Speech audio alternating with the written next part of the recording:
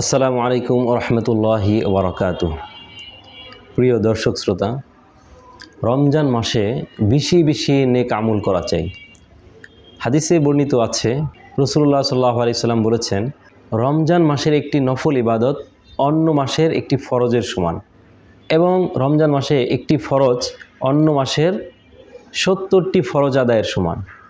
এজন্য রমজান মাসে যত বেশি সম্ভব নেক আমল করা চাই। এই সুযোগ তো সারা বছর সব সময় মিলবে না। রমজানের প্রত্যেকটা সেকেন্ডকে, প্রত্যেকটা মুহূর্তকে কাজে লাগানো চাই, হেলায় খেলায় নষ্ট না করা চাই। তো আমরা রমজান মাসে বিভিন্ন ধরনের নেক আমল করতে পারি। কোরআন তেলাওয়াত করতে পারি, নফল নামাজ পড়তে পারি, তাহাজ্জুদ, ইশরাক, আওয়াবিন, দান সদাকা সহ অনেক ধরনের আমল করতে পারি। তো এই আমলগুলোর মাঝে অন্যতম একটি চমৎকার আমল হচ্ছে সলাতুত তাহাজ্জুদ, তাহাজ্জুদের নামাজ আদায় করা। দেখুন, রাসূলুল্লাহ সাল্লাল্লাহু আলাইহি ওয়াসাল্লাম সারা জীবন কখনো তাহাজ্জুদের নামাজ ছাড়েননি। ফরজ নামাজের পর রাসূল সাল্লাল্লাহু আলাইহি ওয়াসাল্লামের সবচেয়ে প্রিয় আমল ছিল রাতের বেলা তাহাজ্জুদের নামাজ পড়া। এক হাদিসের মধ্যে বর্ণিত আছে, রাসূলুল্লাহ সাল্লাল্লাহু আলাইহি ওয়াসাল্লাম বলেছেন, রমজানের পর সবচেয়ে উত্তম রোজা হচ্ছে মুহররমের রোজা, আর ফরজ নামাজের পর সবচেয়ে উত্তম নামাজ হচ্ছে রাতের বেলা তাহাজ্জুদের নামাজ। ফরজ নামাজের পর রাসূল সাল্লাল্লাহু আলাইহি ওয়াসাল্লামের সবচেয়ে প্রিয় আমল ছিল তাহাজ্জুদের নামাজ পড়া। রাসূল সাল্লাল্লাহু আলাইহি ওয়াসাল্লাম প্রচুর পরিমাণ দীর্ঘ সময় দিয়ে তাহাজ্জুদের নামাজ পড়তেন। সহিহ বুখারী শরীফের একটি হাদিস, হযরত আয়েশা রাদিয়াল্লাহু তাআলা আনহা এবং উম্মে সালামা রাদিয়াল্লাহু তাআলা আনহা থেকে বর্ণিত যে রাসূলুল্লাহ সাল্লাল্লাহু আলাইহি ওয়াসাল্লাম 3টি আমল কখনোই ছাড়েননি। একটি হচ্ছে তাহাজ্জুদের নামাজ, আরেকটি হচ্ছে রমজান মাসের শেষ 10 দিন ইতিকাফ, আরেকটি হচ্ছে আইয়ামে বীদের রোজা, অর্থাৎ চান্দ্র মাসের প্রতি মাসের 13, 14, 15 এই 3 দিন রোজা রাখতেন রাসূলুল্লাহ সাল্লাল্লাহু আলাইহি ওয়াসাল্লাম।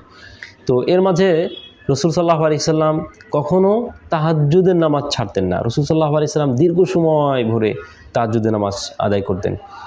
সহিহ বুখারীর riwayat আম্মা জান হযরত আয়েশা রাদিয়াল্লাহু তাআলা আনহা থেকে বর্ণিত, তিনি বলেন যে রাসূল সাল্লাল্লাহু আলাইহি ওয়াসাল্লাম তাহাজ্জুদের নামাজ পড়তেন দীর্ঘ সময়। তো রাসূল সাল্লাল্লাহু আলাইহি ওয়াসাল্লামের পা ফুলে যেত নামাজ পড়তে পড়তে। নামাজের ভিতরে অনেক মনোযোগ সহকারে ধ্যানে মগ্ন থাকতেন রাসূলুল্লাহ সাল্লাল্লাহু আলাইহি ওয়াসাল্লাম।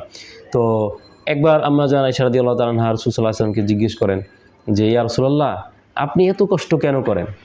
আপনার তো পেছনের এবং সামনের সব গুনাহ মাফ, আপনার তো কোনো গুনাহ নেই, আপনি তো মাসুম, তবু এত আমল কেন করেন, এত তাহাজ্জুদ পড়েন, এত কষ্ট কেন করেন? তখন রাসূল সাল্লাল্লাহু আলাইহি ওয়াসাল্লাম বললেন যে, আমি কি আল্লাহর কৃতজ্ঞ বান্দা হব না? সুবহানাল্লাহ।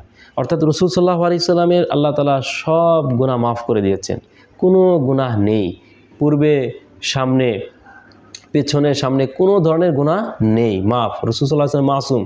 এই যে এত বড় নিয়ামত আল্লাহ তাআলা রাসূল সাল্লাল্লাহু আলাইহি ওয়াসাল্লামকে দান করেছেন, এটার কৃতজ্ঞতা স্বরূপ রাসূল সাল্লাল্লাহু আলাইহি ওয়াসাল্লাম এত আমল করতেন। তো এখন আমাদের উচিত হচ্ছে এই তাহাজ্জুদের নামাজকে বেশি বেশি আদায় করা। আল্লাহ তাআলার প্রিয় বান্দা হতে হলে অবশ্যই প্রত্যেককে তাহাজ্জুদের নামাজ পড়তে হবে। তাহাজ্জুদের সময় আল্লাহর কাছে কান্না করতে হবে। তাহাজ্জুদের নামাজ আমরা 2 রাকাত, 4 রাকাত, 6 রাকাত, 8 রাকাত, 12 রাকাত, যার যার সাধ্য অনুযায়ী আমরা আদায় করতে পারি। এখন তো রমজান মাস, আমরা তো সেহরি খাওয়ার জন্য এমনিতেই উঠি। তো সেহরি খাওয়ার জন্য আমরা আধা ঘন্টা আগে বা 15-20 মিনিট আগে একটু উঠে 2-4 রাকাত, 6 রাকাত, 8 রাকাত, যার যার সাধ্য অনুযায়ী আমরা নামাজ কিন্তু আদায় করতে পারি। এর মাধ্যমে আমরা আল্লাহ তাআলার অধিক নৈকট্য অর্জন করতে পারি। আল্লাহ রাব্বুল আলামিন আমাদের সকলকে বেশি বেশি তাহাজ্জুদ নামাজ আদায় করার তৌফিক দান করুন। আসসালামু আলাইকুম ওয়া রাহমাতুল্লাহি ওয়া বারাকাতুহু।